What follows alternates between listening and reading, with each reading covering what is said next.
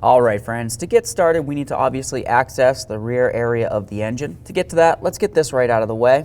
There's going to be a 10mm headed bolt straight down right here. Go ahead and remove that. Ours is broken, so we're not necessarily worried about it. After that, we're going to loosen up this clamp and get this right off. Set this aside. Now to get to your OP switch, it's going to be located right behind the distributor right here.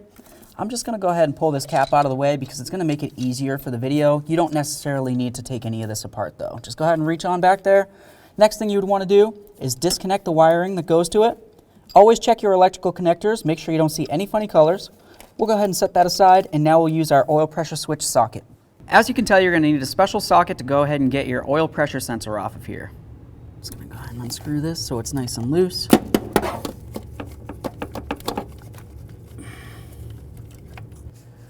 There it is, friends.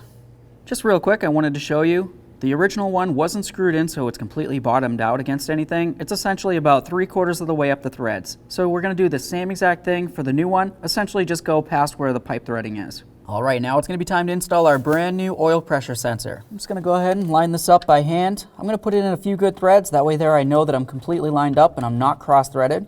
Then I'm going to move along to snugging it up. Just keep in mind that we don't want it completely bottomed out. All right. So I could feel it definitely seemed like it wanted to stop there. I'm looking at the threads and I can tell that that's in approximately just as far as the original one is. I think that looks perfect. Let's continue. Now it's going to be time to plug in the oil pressure sensor.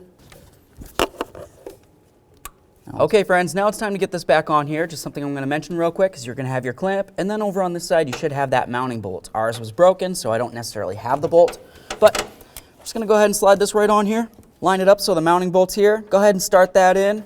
We're going to move along to snugging this up. Now the next thing we need to do is start up the truck. We're going to pay attention to our oil gauge and make sure it's working properly. If it stays down at the 0, it's not working properly.